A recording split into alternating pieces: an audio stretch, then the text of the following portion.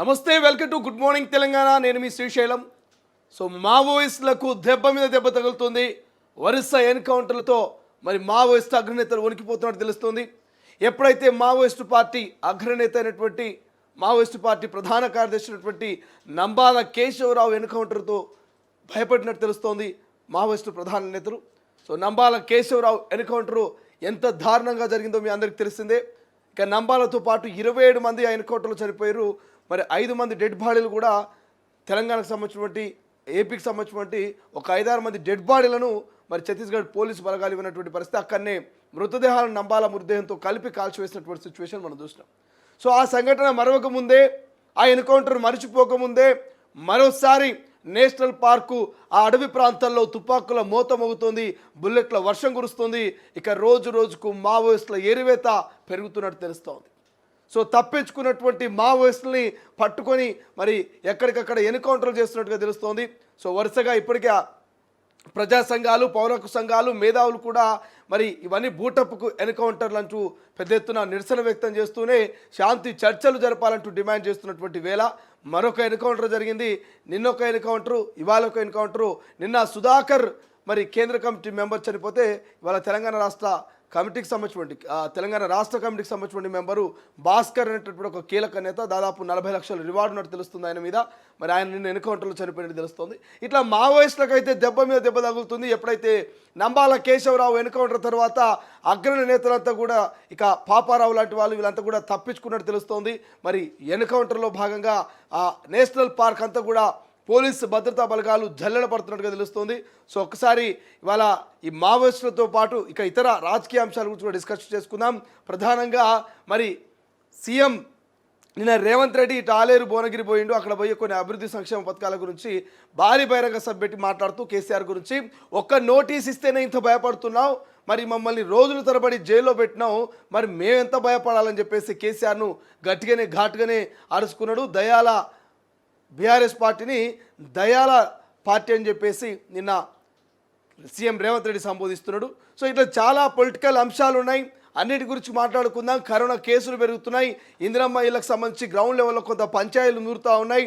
ఓవైపు రైతు భరోసా మీద, ఇంకోవైపు నిరుద్యోగులు ఉద్యోగాల మీద, ఇక ఇట్లా చాలా అంశాలు చర్చనీయాంశంగా మారుతూ ఉన్నాయి. ప్రధానంగా నిన్న ఈటెల రాజేందర్ కాళేశ్వరం కమిషన్ ముందు ఓపెన్ విచారణకు హాజరయ్యారు. 20 నిమిషాలు ఓపెన్ విచారణలో అంతా హరీష్ రావు కేసీఆర్ చేసిరు, నాకేం సంబంధం లేదు అన్నట్టుగా మరి క్లియర్గా ఆయన ఒక స్టేట్మెంట్ అయితే ఇచ్చినట్టు తెలుస్తోంది.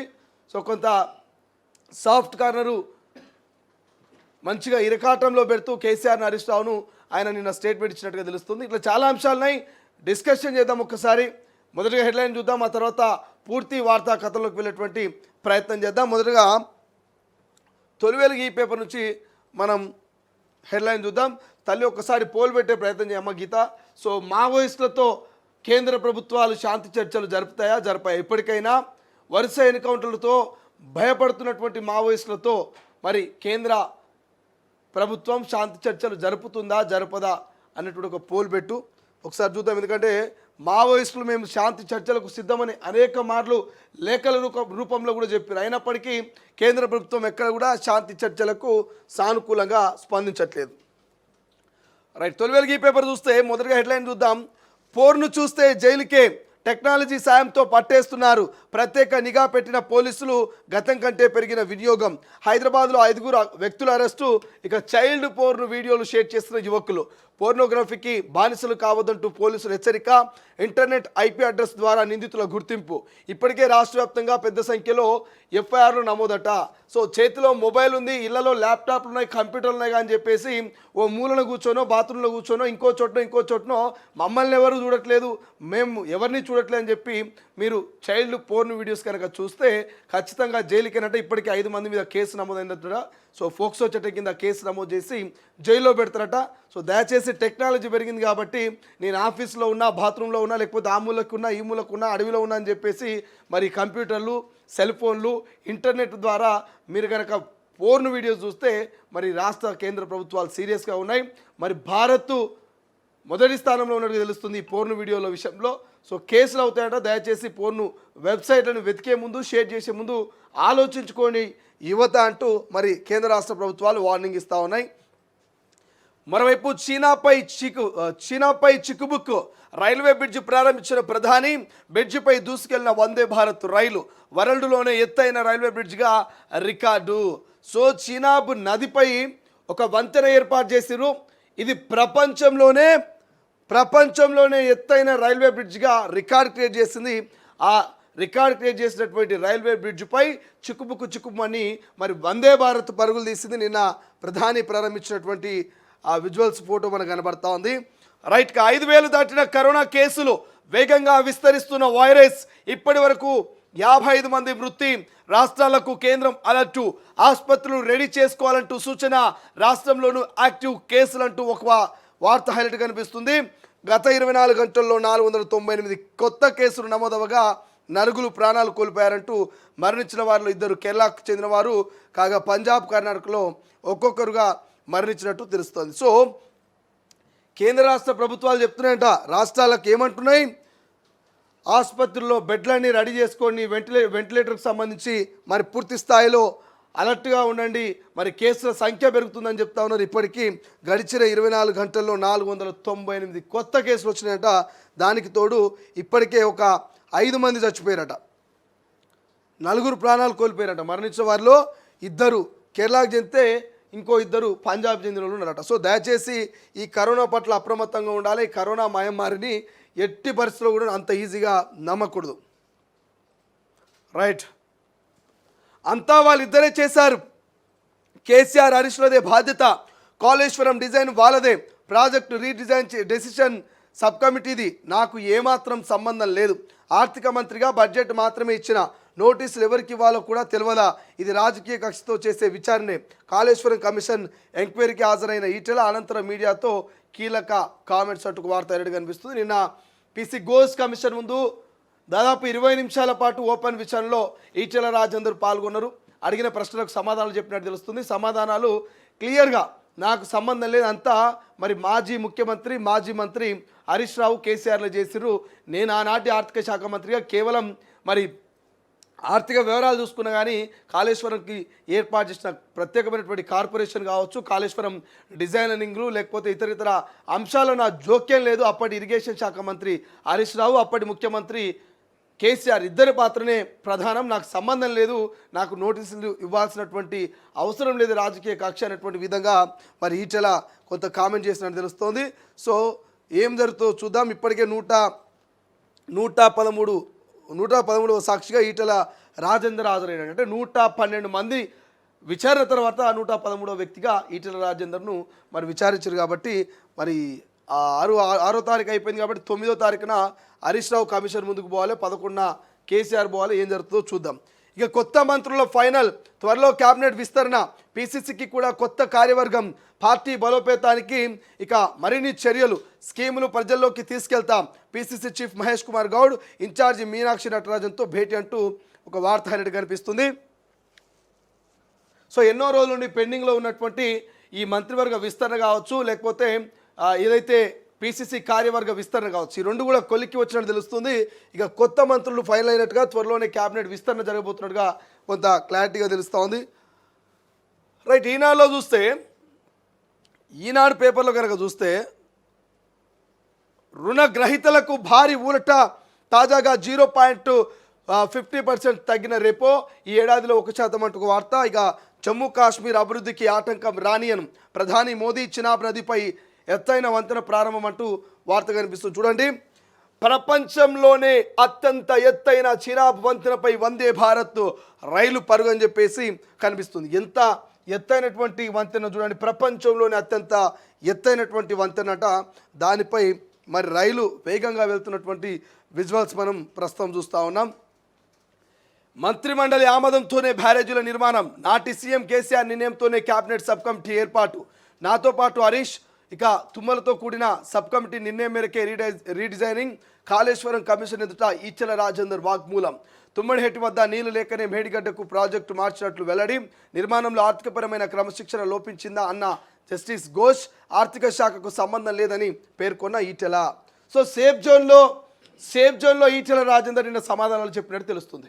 చాలా తెలివిగా, చాలా చురుగ్గా, చాలా పకడ్బందీగా ఈటెల రాజేందరు మరి ఎక్కడ కూడా ఆయన ఇరక్కుండా అవతలని ఇరకాటంలో పెడుతూ తప్పించుకున్నట్టుగా తెలుస్తోంది.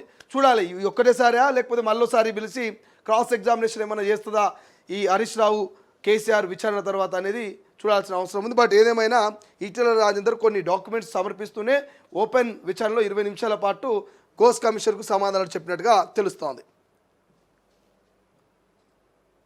ఇక బనకచెర్ల చట్టబద్ధత పరిశీలనకు కేంద్రం భరోసా అంటూ జలశక్తి మంత్రి రాసిన లేఖను విడుదల చేసిన ఉత్తమ్ కుమార్ రెడ్డి కేంద్ర ప్రభుత్వం ఏపీకి చట్టవిరుద్ధంగా సహకరిస్తుందనుకోవడం లేదంటూ వ్యాఖ్య, 10 ఏళ్ల పాటు ద్రోహం చేసి బారాస నాటకాలు ఆడుతుందంటూ మండిపాటు.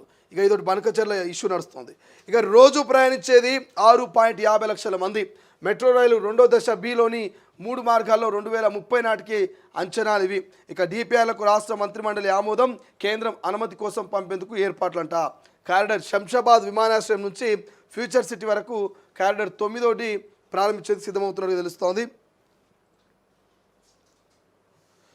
మరో ఎన్కౌంటర్ తెలంగాణకు చెందిన మావోయిస్ట్ పార్టీ సభ్యుడు భాస్కర్ మృతి, నేషనల్ పార్క్ అభయారణ్యంలో వరుస ఘటనలకు వార్త కనిపిస్తుంది.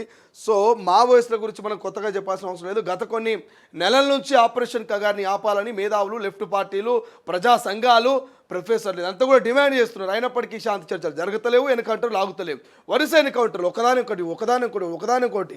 మావోయిస్టు పార్టీ ప్రధాన కార్యదర్శి నంబాల కేశవరావు ఎన్కౌంటర్ తర్వాత మరొక 2 కీలక నేతలు మృతి చెందిరు. నిన్నొకరు ఇయాలొకరు. మరి ఇంకా రేపు ఏం జరగబోతుందో చూడాలి. మావులు ఒక పోల్ కూడా పెట్టిరు. ఆ పోల్ కూడా చూసే ప్రయత్నం చేద్దాం. ఏం పెట్టిరు ఆ పోల్ అంటే శాంతి చర్చలు జరిగే అవకాశం ఉందా లేదా, శాంతి చర్చలు జరపాలనా వద్దా అనేటువంటి ఒక పోల్ మావులు పెట్టిరు. మా టెక్నికల్ టీం ఒకసారి ఆ పోల్ చూసే ప్రయత్నం చేద్దాం. తెలంగాణ ప్రజలు ఏమనుకుంటున్నారు అసలు మావోయిస్టులకు సంబంధించి, మావోయిస్టుల విషయంలో ఎటువంటి నిర్ణయాలు తీసుకుంటే బాగుంటుందని చెప్పేసి మావోయిస్టులతో కేంద్రం శాంతి చర్చలు జరుపుతుందా లేదా అని పెట్టిరు. సో చర్చలు జరుపుతుంది, చర్చలు జరపదని పెడితే 75% మంది తెలంగాణ ప్రజలు అంటే ఏమనుకుంటూ శాంతి చర్చలు జరపదు, ఇక డిసైడ్ అయిపోయింది కేంద్ర ప్రభుత్వం అని చెప్పి చెప్తున్నారు. 75% మంది శాంతి చర్చలు జరిపే అవకాశం లేనట్టుగానే మరి ప్రజలందరూ అనుకుంటున్నారు. కాబట్టి ఈ టైంలో మరి మావోయిస్టులు ఏమైనా లేఖ విడుదల చేస్తారా, మళ్ళీ శాంతి చర్చలు జరపాలని, లేకపోతే ఇప్పటివరకు జరుగుతున్నటువంటి ఎన్కౌంటర్ మీద ఏమైనా క్లారిటీ ఇస్తారా? ఇప్పటికే లెఫ్ట్ పార్టీలు, ఆల్ పార్టీలు అంతా కూడా మరి ఏకమైనవి, ఎట్టి పరిస్థితుల్లో ఎన్కౌంటర్ను ఆపాల్సిందని చెప్పేసి మొన్న బీఆర్ఎస్ కానీ, కాంగ్రెస్ కానీ, ఇటు లెఫ్ట్ పార్టీలు సిపిఐ, సిపిఎం కానీ అన్ని పార్టీలన్నీ కూడా మరి రౌండ్ టేబుల్ పెడతా ఉన్నాయి. ఎక్కడికక్కడ ఈ యొక్క ఎన్కౌంటర్లు ఖండిస్తూ ఉన్నాయి. సో దయచేసి ఆపాలని చెప్పేసి కేంద్ర ప్రభుత్వానికి లేఖలు రాస్తున్నాయి, రిప్రజెంటేషన్ చేసే ప్రయత్నం చేస్తూ ఉన్నాయి. కాబట్టి మరి ఈ టైంలో మరి గడిచిన 24 గంటల్లో 2 అగ్రనేతల ఎన్కౌంటర్ అనేది చాలా వరకు మావోయిస్ట్ పార్టీలకు నిజంగానే ఎదురు దెబ్బ అని చెప్పుకోవచ్చు. మావోయిస్ట్ పార్టీలను నిజంగా కోలుకోలేని దెబ్బతీసిందని చెప్పుకోవచ్చు. మరి ఇక్కడ మనం పెట్టినటువంటి పోల్లో 75% మంది చర్చలు జరిగే అవకాశం తక్కువగా కనిపిస్తుందని ఇక్కడ ఓట్ చేస్తూ ఉన్నారు. ఇంకొంతమంది కూడా కామెంట్ చేసే ప్రయత్నం చేయండి, ఓట్ చేసే ప్రయత్నం చేయండి. మరి ఏం జరగబోతుందో డిస్కషన్ చేద్దాం.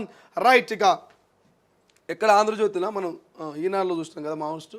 ఆంధ్రజ్యోతి ఈ పేపర్ కనుక హెడ్లైన్ చూస్తే, సో ఆంధ్రజ్యోతిలో 9న సిట్ ముందుకు ప్రభాకర్ రావు, నేడు అమెరికా నుంచి ప్రయాణం. ఫోన్ ట్యాపింగ్ కేసులో నిందితుడు ఎస్ఐబి మాజీ చీఫ్ ప్రభాకర్ రావుకు అత్యవసర ట్రాన్సిట్ వారెంట్ అమెరికాలోని భారత ఎంబసీ జారీ చేసింది. పాస్పోర్ట్ను రద్దు చేయడంతో సుప్రీంకోర్టు ఆదేశాలతో ఆయన అత్యవసర ట్రాన్సిట్ వారెంట్కు దరఖాస్తు చేసుకున్నారు. 7వ తేదీన అంటే భారత్కి ఇవాళ వచ్చే అవకాశం ఉంది. ఈ నెల 8న అంటే రేపు అర్ధరాత్రి హైదరాబాద్కు చేరుకున్నారు ప్రభాకర్ రావు. 9వ తారీఖు నాడు ఉదయం సిట్ ఎదుట హాజరు కానట్టుగా తెలుస్తుంది. అంటే సోమవారం నాడు సిట్టు ముంగల ప్రభాకర్ రావు హాజరయ్యే అవకాశం కనిపిస్తుంది. మొన్న 5వ తారీఖే అన్నారు ఆయన హైదరాబాద్కు వచ్చిరని ప్రచారం జరిగింది. కానీ ఆయన 5వ తారీఖు హాజరు కాకపోయా, హైదరాబాద్కు రాకపోయా. అంటే ఇవంతా కూడా ప్రచారం ఎక్కువైపోయింది, పని తక్కువైపోయింది. సో మరి ఇప్పుడు 9వ తారీఖున వస్తాడా రాడా క్లారిటీ లేదు, కానీ ప్రచారం అయితే జరుగుతున్నది. సో ఈ ఒక్క ప్రభాకర్ రావు కనుక నోరు విప్పితే, ఈ మహానుభావుడు, ఈ అందగాడు, ఈ ఆటగాడు, ఈ కమల్ హాసన్ కనుక నోరు విప్పితే మొత్తం ఫోన్ ట్యాపింగ్ చరిత్ర మొత్తం బయటపడుతుంది. ఈ ప్రభాకర్ రావు కనుక నోరు విప్పితే చరిత్ర మొత్తం బయటపడుతుంది. ఎవరు చేయమన్నారు, ఎందుకు చేయమన్నారు, ఎక్కడ చేసిరు, ఎప్పుడు చేసిరు, ఎట్లా చేసిరు, ఎవరెవరు చేసిరు, ఇవన్నీ ముచ్చట్లు బయటపడాలంటే ఈ ప్రభాకర్ రావు అంటే ఆయన మాజీ ఎస్ఐబి చీఫ్ ఈ ప్రభాకర్ రావు కనుక నోరు విప్పితే మొత్తం కుల్లం తెలిసిపోతుంది. కుండ బదులు కొట్టాడు. చూడాలి ఏం జరుగుతుంది, ఏం కథ అనేది. రైట్, ఇంకేమున్నాయి వార్తా కథనాలు? అది కేసీఆర్ నిర్ణయమే, ఇది ఈటెల నిన్నటి వార్త ఉన్నది. ఇక బీఆర్ఎస్ కాదు డిఆర్ఎస్ అంట, అంటే దయ్యాల రాజ్య సమితితో ప్రమాదం అంటూ నిన్న ముఖ్యమంత్రి గారు యాదాద్రి భువనగిరి జిల్లాలో బహిరంగ సభలో మాట్లాడినటువంటి అంశం హైలైట్ కనిపిస్తుంది. నెలకు 2 సార్లు క్యాబినెట్ భేటీ అంట. మొదటి మూడో శనివారం ప్రభుత్వ పథకాల క్షేత్రస్థాయికి చేరేలా చేసేందుకు నిర్ణయం. ఏర్పాట్లపై అధికారులకు ఆదేశం. నెలకు 2 సార్లు కాదు, నెలకు 4 సార్లు పెట్టుకోరు, ఎవరో వారానికి ఒకసారి పెట్టుకోరు. కానీ మీరు ఇచ్చినటువంటి హామీలు నెరవేర్చండి. మీరు ఇచ్చిన పథకాలు గ్రౌండ్ లెవెల్లో నిజమైన అర్హులకు అందుతున్నాయా, కాంగ్రెస్ కార్యకర్తలకు అందుతున్నాయా, బీఆర్ఎస్లకు అందుతున్నాయా, మరి లేకపోతే బలిసినటువంటి బడా నేతలకు అందుతున్నాయా, ఎవరికి అందుతున్నాయో రివ్యూలు చేసుకోండి. ముఖ్యమంత్రి గారికి చెప్తా ఉన్నా, ఇవాళ గ్రామాల్లో ఇందిరమ్మ ఇళ్ళ కోసం కొట్లాడుతున్నారు, పురుగుల మందులు తాగుతున్నారు, రేషన్ కార్డులు రాకపోయని చెప్పేసి ఆందోళన వ్యక్తం చేస్తున్నారు, రైతు భరోసా పడకపోయని చెప్పేసి మరి రైతన్నలు ఎక్కడెక్కడ లబోదివమని ఎత్తికొట్టుకుంటున్నారు. వీటి మీద మీరు రివ్యూ చేయండి వారానికి ఒకసారి. వారానికి కొనాడు రైతు భరోసా మీద రివ్యూ చేయరు, వారానికి కొనాడు ఇందిరమ్మ ఇళ్ళ మీద రివ్యూ చేయరు, వారానికి కొనాడు రేషన్ కార్డు మీద రివ్యూ చేయరు. నెలకు 2 సార్లు ఏం సరిపోతుందా? వారానికి 4 సార్లు చేయరు. ఏమవుతున్నది? మొన్న వేసి రివ్యూ ఏమిటి గురించి చెప్పారు, దేని మీద క్లారిటీ ఇచ్చారు? రాజు యువ వికాసం మీద ఇచ్చిర్రా, ఉద్యోగాల మీద ఇచ్చిర్రా, వ్యవసాయం చేసుకునే రైతులకు ఏమైనా ఫాయిదా చేసిరా మొన్నటి క్యాబినెట్లో?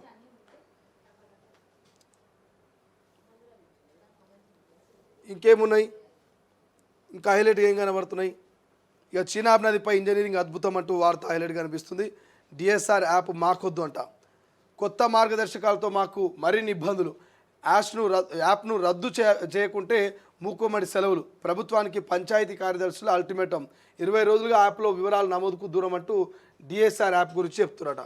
సో డిఎస్ఆర్ అంటే ఈ పంచాయతీరాజ్ గ్రామీణ అభివృద్ధికి సంబంధించినటువంటి రోజువారీ పారిశుద్ధ్య నివేదిక. డిఎస్ఆర్ యాప్ రద్దు కోసం పంచాయతీ కార్యదర్శులు పోరు బాట పట్టారట. దానికి సంబంధించినటువంటి వార్త హైలైట్గా అనిపిస్తోంది. రైట్గా బాయ్ బహాబాహి అని చెప్పేసి ట్రంప్ మాస్కు స్నేహబంధానికి బీటలు అంటూ వార్త హైలైట్గా అనిపిస్తుంది. ఇక హెల్త్ కేర్ ట్రస్టుకు ప్రతి నెల 59 కోట్లు అంటూ ఉద్యోగుల వాటాకు సమానంగా సర్కార్ చెల్లింపులు, ట్రస్ట్ ఖాతాలో ఏటా 720 కోట్లు జమ, వచ్చే వారం ఉద్యోగ సంఘాలతో సిఎస్ సమావేశం అంటూ వార్త హైలైట్గా అనిపిస్తుంది. రైట్, వెలుగు పేపర్లు చూస్తే లోన్లపై వడ్డీలు మరింత తగ్గుతాయి, కీలక రెపో రేట్ను 50% బేసిస్ పాయింట్ తగ్గించినట్టుగా ఆర్బీఐ. ఈ ఏడాదిలో ఇప్పటి వరకు 1% కోత, హోమ్ వెహికల్ లోన్లపై తగ్గనున్న ఈఎంఐల భారం అంట. ఈఎంఐల భారం తగ్గుతుందంట, చూడాలి మరి ఎంతవరకు తగ్గుతుందో. ఒక్క నోటీస్కి ఆగమవుతున్నాడు, కాళేశ్వరం కమిషన్కు జవాబు చెప్పకుండా మాపై ఎదురు దాడి చేస్తున్నాడు, కేసీఆర్పై సీఎం రేవంత్ రెడ్డి ఫైర్ అంటూ ఒక వార్త హైలైట్గా కనిపిస్తుంది. ఇక పాక్ పాలకులకు నిద్ర లేకుండా చేస్తామంటూ నిన్న చీనాబ్ నదికి సంబంధించినటువంటి రైల్వే బ్రిడ్జ్ వార్త హైలైట్గా కనిపిస్తుంది. ఇక ట్రంప్ కామెంట్లపై మోదీ ఎందుకు మాట్లాడట్లేదు, పాక్కు సరెండర్ చేయించినట్లు ట్రంప్ 11 సార్లు చెప్పిండు రాహుల్. అసలైన కులగణన జరిగితే మోదీ ఇంటికే ఇక ఆయన రాజకీయ జీవితం ముగిసిపోతుంది, కులగణన చేయడం ప్రధానికి ఇష్టం లేదని విమర్శ. బీహార్లో సంవిధాన్ సురక్ష సమ్మేళనకు హాజరైనటువంటి రాహుల్. ఇక బ్యారేజ్ల నిర్మాణం కేసీఆర్ నిర్ణయం అంటూ అందుకు క్యాబినెట్ కూడా ఆమోదం తెలిపిందంటూ నిన్న కాళేశ్వరం ఘోష్ కమిషన్ ముందు ఈటెల కామెంట్స్. మరోవైపు ఛత్తీస్గఢ్లో ఎన్కౌంటర్, ఆడెళ్ల మృతి, AK-47తో పాటు పేలుడు పదార్థాలు స్వాధీనం, 24 గంటల్లో కీలక నేతలు 2 ఎన్కౌంటర్, ఇంద్రావతి నేషనల్ పార్క్ ఏరియాలో కొనసాగుతున్న కూంబింగ్ అంటూ వార్త. ఇక రాయలసీమ లిఫ్ట్ రాష్ట్రానికి మరణ శాసనం అంటూ రోజు 3 TMCలు ఏపీ తరలించుకునేలా కేసీఆర్ సహకరించినట్టు ఉత్తమ్ కామెంట్స్ హైలైట్గా కనిపిస్తున్నాయి. రైట్, ఒక్కసారి స్వేచ్ఛలో చూస్తే పాకిస్తాన్ కుట్ర అదే అంటూ ఇక చీనాబ్ రైల్వే బ్రిడ్జి ప్రారంభోత్సవంలో మోదీ కామెంటు, మరి దెబ్బ మీద దెబ్బ వరుస ఎన్కౌంటర్ అంటూ మావోయిస్టు వార్త హైలైట్గా కనిపిస్తే ఇక్కడ బీఆర్ఎస్ కాదు డిఆర్ఎస్ దయ్యాల రాజ్య సమితి అంటూ ఈ రేవంత్ రెడ్డి కామెంట్ చేస్తున్నాడు ఇటు కేసీఆర్ మీద. ఇక నాకేం తెలియదు అంతా కేసీఆర్ అంటూ ఈచల నిన్న కమిషన్ కామెంట్స్ స్వేచ్ఛలో హైలైట్గా కనిపిస్తే, ఇక నేడు కాళేశ్వరంపై పవర్ పాయింట్ ప్రజెంటేషన్ చేస్తారంట తెలంగాణ భవన్ వేదికగా. దుష్ప్రచారాన్ని తిప్పికొట్టాలని కేసీఆర్ సూచన, కాళేశ్వరం ప్రాజెక్టుపై వివరణ ఇవ్వనున్న హరీష్ రావు అంటూ మరొక వార్త. ఇక కేసీఆర్కు ఈటెల క్లీన్ షీట్ అంటూ, కాళేశ్వరం ఈటెలకు భాగస్వామ్యం ప్రాజెక్టు నిర్మాణం అంటూ డిజైన్లో తప్పులు, Congress working president Jaggareddy comments. ఇంకేమున్నా హైలైట్గా, అక్రమార్కులపై కన్నెర్ర, స్వేచ్ఛా కథనాన్ని స్పందించిన రెవెన్యూ అధికారులు అనుమతి లేని వెంచర్లు హద్దుల తొలగింపు పర్మిషన్ లేకుండా పనులు చేస్తే ఉపేక్షించమంటూ హెచ్చరికనంట. ఇక సుప్రీం నోటీసులు మూసీ ప్రక్షాళనపై అవినీతి ఆరోపణలు ఎఫెక్ట్. ఉట్నూరు పిఎస్లో కాంగ్రెస్ నేత సుగుణ ఫిర్యాదు, హైకోర్టులో పిటిషన్ కొట్టివేత. ఇక పట్టు వదలకుండా సుప్రీంకోర్టులో పిటిషన్, సమాధానం చెప్పాలంటూ కేటీఆర్కు నోటీసులు జారీ అంటూ ఒక వార్త హైలైట్ కనిపిస్తుంది. ఇక రాజకీయాల్లోకి కేటీఆర్ భార్య కవితకు చెక్ పెట్టేందుకేనా? ఎమ్మెల్యే మాగంటి ఆరోగ్యంపై ఆరా, ఎప్పటికప్పుడు కేటీఆర్కు సమాచారం. అమెరికాలో ఉండడంతో గోపీనాథ్ కుటుంబానికి అండగా, ఇక భవిష్యత్తులో మరింత యాక్టివ్ అంటున్న నేతలు. ఒక్కసారిగా తెర మీదకి వచ్చిన శైలిమా. తప్పేముంది? కాంగ్రెస్ పార్టీలో భార్యాభర్తల రాజకీయాలు లేదా? ఉత్తమ్ కుమార్ రెడ్డి గారు సతీమణి ఇట్లా చెప్పుకుంటూ పోతే చాలామంది. సో కేటీఆర్ భార్య కూడా తెర మీదకి వచ్చినా ఆశ్చర్యపోవాల్సినటువంటి అవసరం లేదు. భారత రాష్ట్ర సమితి కాదు, దయ్యాల రాష్ట్ర సమితి అంటూ రేవంత్ వ్యాఖ్యలు హైలైట్ కనిపిస్తున్నాయి. ఇక రేపు హైదరాబాద్కు ప్రభాకరం అనేది దిశలో హైలైట్ కనిపిస్తుంది. రైట్, ఇంకా కొత్తగా ఉన్నటువంటి వార్తలు ఏమైనా ఉన్నాయంటే మావోయిస్ట్ అగ్రనేత భాస్కర్ మృతి ఒకటి హైలైట్ కామన్ కనిపిస్తుంది. ఇక్కడ కొత్తగా కనిపిస్తుంది ఏంటంటే G+3 పద్ధతిలో ఇందిరమ్మ ఇండ్లంట హైదరాబాద్లో నిర్మించేందుకు నిర్ణయం. సో హైదరాబాద్లో పేదలు ఉన్న చోటే G+3 పద్ధతిలో ఇందిరమ్మ ఇండ్లు నిర్మించాలని నిర్ణయించినట్లు మంత్రి పొంగులేటి శ్రీనివాసరెడ్డి వెల్లడించారు. శుక్రవారం ఇందిరమ్మ ఇండ్ల నిర్మాణంపై నిర్వహించిన సమీక్షలో మంత్రి మాట్లాడారు. నగరానికి దూరంగా నిర్మిస్తే లబ్ధిదారులు ఆసక్తి చూపడం లేదని, తమ జీవనోపాధికి ఇబ్బంది కలుగుతుందని ఉద్దేశంతో వాటిని తీసుకోవడం లేదని తెలిపారు. అందుకే పేదలు ఉన్న చోటే ఇండ్లు నిర్మించాలని నిర్ణయం తీసుకున్నట్టుగా వివరించారు. వరంగల్, నిజామాబాద్, మహబూబ్ నగర్, నల్గొండ, కరీంనగర్ తదితర పట్టణాల్లోనూ G+3 విధానాన్ని అమలు చేసేలా కార్యాచరణ రూపొందిస్తున్నట్టుగా పొంగులేటి శ్రీనివాసరెడ్డి తెలిపినారు. సో ఇదొక పోల్ పెట్టి తల్లి అట్లే. సో ఇందిరమ్మ ఇళ్ళకు సంబంధించి ఒక పోల్ పెట్టండి. G+3 ఇందిరమ్మ ఇళ్ళ నిర్మాణం బాగుంటుందా బాగుండదా అని ఒక పోల్ పెట్టండి. ఎందుకంటే మహానగరాలు అంటే హైదరాబాద్ లాంటి, నిజామాబాద్ లాంటి, వరంగల్ లాంటి మహానగరాల్లో ఎక్కడ ఉన్న చోట అక్కడనే ఈ G+3 ఇందిరమ్మ ఇండ్లు కట్టిస్తారట. గతంలో కేసీఆర్ బొందలగడన డబల్ బెడ్రూమ్లు, ఊరవతల డబుల్ బెడ్రూమ్లు, చెరుపక్కపోతే డబుల్ బెడ్రూమ్ కట్టిస్తే పోవాలంటే జనాలు ఇష్టపడలే. ఊళ్ళో ఉన్న వాళ్ళం మేము ఇన్ని దినాల పాటు ఊరవతల పోయి బతకాలని అని చెప్పేసి చాలామంది డబుల్ బెడ్రూమ్లు తీసుకోవడానికి ఇష్టపడలే. క్వాలిటీ లేకపోవడం కూడా ఒక ప్రాబ్లం. బట్ గవర్నమెంట్, ఇప్పుడు ఉన్నటువంటి గవర్నమెంట్ కాంగ్రెస్ ఏమంటుంది, హైదరాబాద్ కానీ, వరంగల్ కానీ, నిజామాబాద్ కానీ, మహబూబ్నగర్ కానీ, ఏదైనా కానీ నగరంలోనే G+3 నిర్మాణాలు చేసి G+3 చేసిరనుకో ఆ బిల్డింగ్లో ఒక నలుగురికి అవకాశం ఇవ్వచ్చు. 4 కుటుంబాలు ఉండొచ్చు. గ్రౌండ్ ఫ్లోర్ ఒకటి, ఫస్ట్, సెకండ్, థర్డ్, ఇట్లా 4 కుటుంబాలు ఒకే చోటు ఉండొచ్చు. ఇట్లా G+3 ప్లాన్ చేస్తుందంట. నగరంలో G+3 నిర్మాణాలని తెలంగాణ ప్రజలు స్వాగతిస్తున్నారా లేదా, ఇటువంటి నిర్ణయాన్ని ఎట్లా చూస్తున్నారు అనేది ఒక పోల్ పెట్టే ప్రయత్నం చేయాలి. లాస్ట్లో తెలంగాణ ప్రజల అభిప్రాయాన్ని రాష్ట్ర ప్రభుత్వానికి తెలియజేసే ప్రయత్నం చేద్దాం. ఇక భారత కిరీటంలో వజ్రం జమ్మూ కాశ్మీర్ అంటూ ఒక వార్త హైలైట్ కనిపిస్తుంది. లాస్ట్లో నమస్తే తెలంగాణ చూద్దాం. నమస్తే తెలంగాణ కనుక చూస్తే, నమస్తే తెలంగాణలో ఏముంది, గంధమల్ల కాళేశ్వరం ప్రాజెక్టు కాదా అని చెప్పేసి కేసీఆర్ ప్రాజెక్టులకు రేవంత్ శంకుస్థాపన అంటూ ఒక వార్త హైలైట్ కనిపిస్తుంది. ఇక చెరువులను ఆక్రమించారంటూ సామాన్యుడి ఇంటి కూల్చివేత, ట్రాఫిక్ ఇబ్బందులంటూ చిరు వ్యాపారిని రోడ్డున పడేస్తున్న బుల్డోజర్, ఏడాదిన్నరగా హైదరాబాద్ నగరంలో నేలకూలుతున్న నిర్మాణాలకు లెక్కే లేదు. గిరిజన రైతులు పచ్చని పొలాల్లో ఫార్మా కంపెనీలు, దశాబ్దాలుగా రైతులు నమ్ముకున్న భూమిలో ఇథనాల్ ఫ్యాక్టరీ, అదే జీవనాధారంగా బతుకుతున్న బడుగు రైతుల పొలాల్లో గోశాల.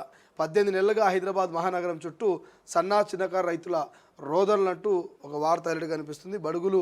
బడుగు రైతు సర్కార్కు టార్గెట్ అంటూ వార్త హైలైట్ కనిపిస్తుంది. రైట్, ఇంకా ఏమున్నాయి, ఇక ఆర్టీసీ ఆశలు ఆవిరంటూ ఆర్టీసీ కార్మికులకు సర్కార్ మొండిచేయి. క్యాబినెట్ మీటింగ్లో కనీస ప్రస్తావన లేదు. చర్చకు రాని సమ్మె హామీలు, ఆర్టీసీ విలీనం. ఇక తాయిలాల ప్రకటనపై సిబ్బందిలో నిరాశ. 9న ఆర్టీసీ కార్మిక సంఘాల జేఏసీ భేటీ అంటూ వార్త కనిపిస్తుంది. సో ఇందిరమ్మ ఇండ్లపై తన్నుకున్న కాంగ్రెస్ వాళ్ళని నచ్చినోళ్ళకి ఇచ్చుకున్నారని దాడులు, ఒకరినొకరు తోసుకుంటూ పిడిగుద్దులు. మంచిర్యాల జిల్లాలో వెన్నెల భూభారత్ సదస్సులో రచ్చరచ్చ.